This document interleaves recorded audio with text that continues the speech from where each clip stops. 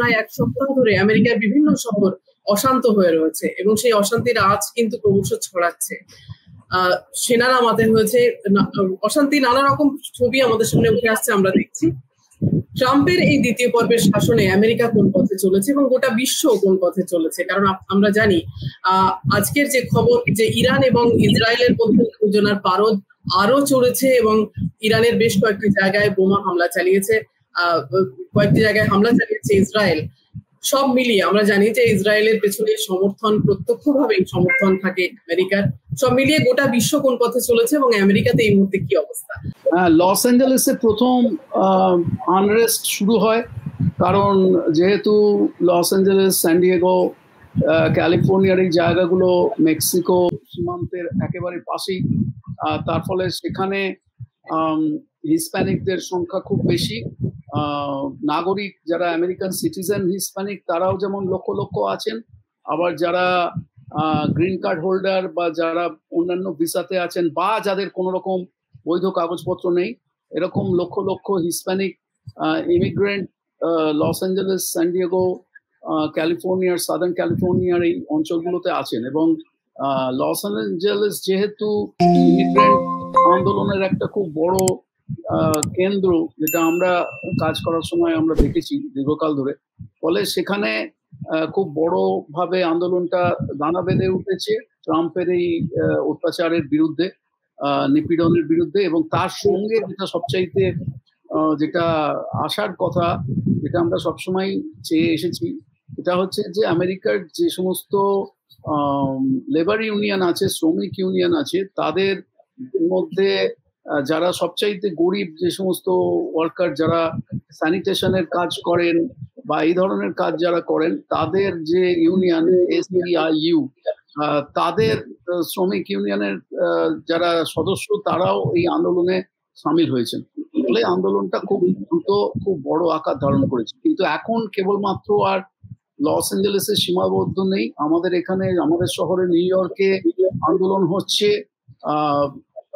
টেক্সাসের স্যান Antonio সীমান্তবর্তী এলাকায় আন্দোলন হচ্ছে, শিকাগোতে হচ্ছে, আরো বিভিন্ন জায়গাতে ইমিগ্রেন্ট অধিকার রক্ষার আন্দোলন ছড়িয়ে পড়েছে। ট্রাম্পের আসার আগেই আমরা জানতাম যে ট্রাম্প যদি আরেকবার ক্ষমতায় আসে তাহলে সে প্রথম 4 বছরে যে সার্বিক ধ্বংসের কাজগুলো সে করতে পারেনি বিভিন্ন কারণে, এবং তার মধ্যে কোভিড একটা খুব বড় অন্তরায় ছিল, সে এবারে সেই কাজগুলো করবে। এবং আমাদের দেশে যেরকম, আমি যে তুলনাটা সবসময় করি, আমাদের দেশে যেরকম হিন্দুত্ববাদী উগ্রপন্থী ফ্যাসিস্ট দল RSS, তার রাজনৈতিক ফ্রন্ট বিজেপির মাধ্যমে আমাদের দেশের সমস্ত গণতান্ত্রিক আদর্শ, ধ্যান ধারণা, মূল্যবোধকে ভেঙে চুরমার করে দিতে চাইছে এবং বাক স্বাধীনতাকে নষ্ট করে দিতে চাইছে। মাইনরিটির ওপর অত্যাচার ক্রমশই একটা চরম আকার ধারণ করছে। কালকে চরম বেসরকারীকরণের ফলে এবং লাগাম ছাড়া নিয়ন্ত্রণহীন জনবিরোধী অর্থনীতির ফলে কালকেই আমরা দেখতে পেয়েছি যে আহমেদাবাদে কি ভয়াবহ ঘটনা ঘটলো। এই সমস্ত কিছু যেগুলো মিডিয়া তার কানেকশনগুলো, যোগসূত্রগুলো কখনো বলে না, সেগুলো যেরকম আমরা ভারতে দেখতে পাচ্ছি, আমেরিকাতেও ঠিক সেই একইভাবে এই ফ্যাসিস্ট দল, যারা উগ্রপন্থী হোয়াইট সুপ্রিমেসিস্ট যাদেরকে বলা হয়, যারা নিজেদেরকে উগ্র শ্বেতাঙ্গ খ্রিস্টান আধিপত্যবাদী বলে দাবি করে এবং যারা মনে করে যে আমেরিকা হচ্ছে কেবলমাত্র তাদেরই দেশ, তারা এই দেশটাকে একেবারে সার্বিকভাবে তার গণতান্ত্রিক যে সমস্ত প্রথা পদ্ধতি এতদিন ধরে ছিল সেগুলোকে একেবারে ধ্বংস করার কাজে অনেকটা এগিয়ে গেছে। এবং তারা যে সমস্ত পদক্ষেপগুলো নিয়েছে সেই পদক্ষেপগুলো এত ভয়ঙ্কর যে যেগুলো আমরা আগে কোনোদিনও স্বপ্নেও ভাবতে পারিনি। যেমন শিক্ষা ব্যবস্থাকে ধ্বংস করে দেওয়া, ন্যাশনাল ইনস্টিটিউট অফ হেলথ বন্ধ করে দেওয়া, সেন্টার ফর ডিজিজ কন্ট্রোল তুলে দেওয়া, লাইব্রেরিগুলোকে বন্ধ করে দেওয়া, শিক্ষার ডিপার্টমেন্টটাকেই সম্পূর্ণভাবে অ্যাবলিশ করে দেওয়া, এই সমস্ত জিনিসগুলো এখানে শুরু হয়েছে, যেগুলো আগে আমরা রিপাবলিকান বা ডেমোক্রেটিক কোনো অ্যাডমিনিস্ট্রেশনে কখনো দেখিনি। রিপাবলিকানরা তো এখন সম্পূর্ণভাবে অতি দক্ষিণপন্থী একটা ফ্যাসিস্ট শক্তিতে পরিণত হয়েছে, সেটা তো আমরা চোখের সামনেই দেখতে পাচ্ছি। কিন্তু এই যে এত বড় গণহত্যা ঘটে চলেছে, তার বিরুদ্ধে কিন্তু এই যে ডেমোক্রেটিক পার্টির তথাকথিত বড় বড় নেতা এবং নেত্রী, তাদের কোন রকম জোরালো অবস্থান নেই। আজকে এই Hillary Clinton, Bill Clinton, Nancy Pelosi, চাক শুমার, জো বাইডেনের কথা তো ছেড়েই দিন, তারপরে এই যে কমলা হ্যারিস একটা প্রেসিডেন্ট পদে দাঁড়িয়েছিলেন, তারা একেবারে পিন ড্রপ সাইলেন্ট, তাদের কোন রকম কথাই শুনতে পাওয়া যাচ্ছে না। এদের হিপোক্রেসিটা এত মারাত্মক যে রিপাবলিকান পার্টির দরকার নেই আর কোনো, মানে পুরো দেশটাই এদের হাতে চলে গেছে। ওরা যা বলবে, অ্যাডমিনিস্ট্রেশনের কিছু, মানে administration is totally controlled by corporate America, যাতে এই দুটো বড় পার্টি একসঙ্গে সামিল।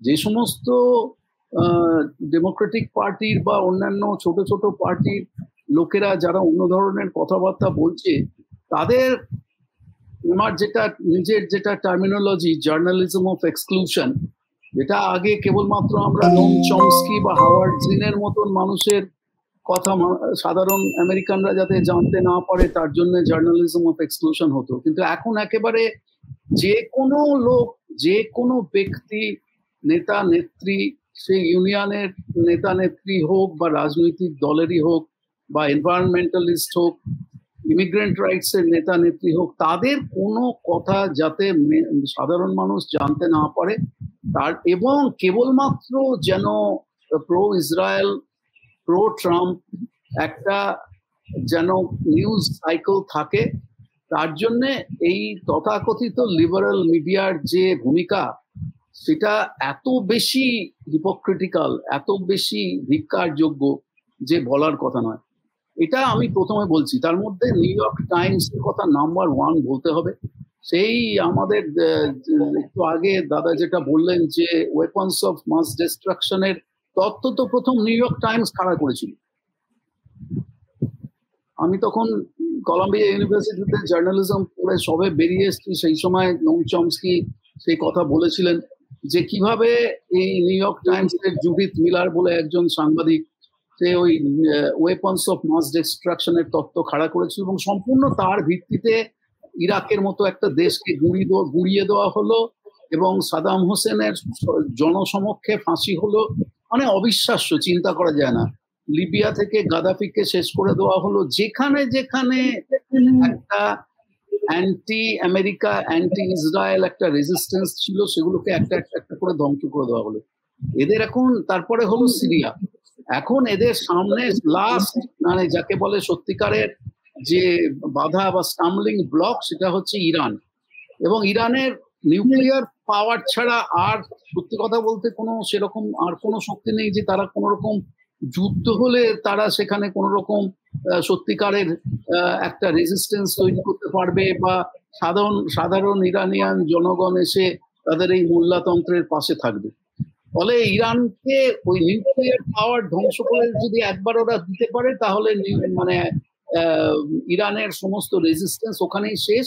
এবং মধ্যপ্রাচ্যে ওই খ্রিস্টান, আমি যেটা খ্রিস্টান সুপ্রিমেসিস্ট বলেছিলাম সেটা আমেরিকার অভ্যন্তরের কথা বলেছিলাম, কিন্তু সারা পৃথিবীতে যে ত্রাসের রাজত্ব চলছে, সেই ত্রাসের রাজত্বের কি বলবো, মানে প্রধান তার হোতা, ধারক এবং বাহক হচ্ছে জুডিও খ্রিস্টান ফোর্সেস। সে আমরা সেই ব্রিটিশদের অত্যাচারের আমল থেকে, ডাচ, পর্তুগিজ, ফ্রেঞ্চদের অত্যাচারের আমল থেকে আমরা সেই একই ইতিহাস দেখে আসছি।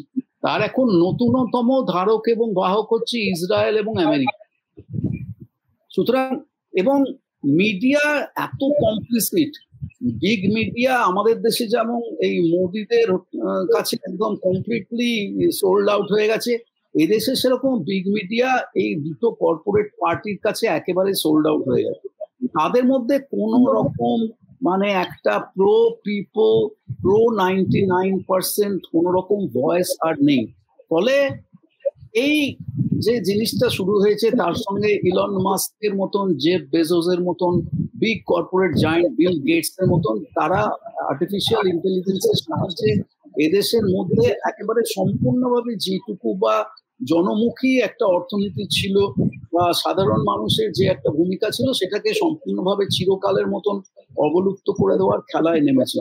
ফলে এই যে নতুন যে সর্বগ্রাসী ফ্যাসিজম শুরু হয়েছে, তাতে ওই হিটলার মুসোলিনির মতন ওই রাস্তায় দাঁড়িয়ে মানুষকে গুলি করে মারা হবে না, বা কনসেন্ট্রেশন ক্যাম্পে গ্যাস চেম্বারে মানুষকে আর কখনো পাঠানো হবে না। কিন্তু এই পলিসিতেই সাধারণ মানুষের 99% আস্তে আস্তে চিরকালের মতন শক্তিহীন অবলুপ্ত হয়ে পড়বে, যদি না নতুন কোনো ইয়াং জেনারেশনের মধ্যে থেকে নতুন কোনো নেতৃত্ব তৈরি হয়।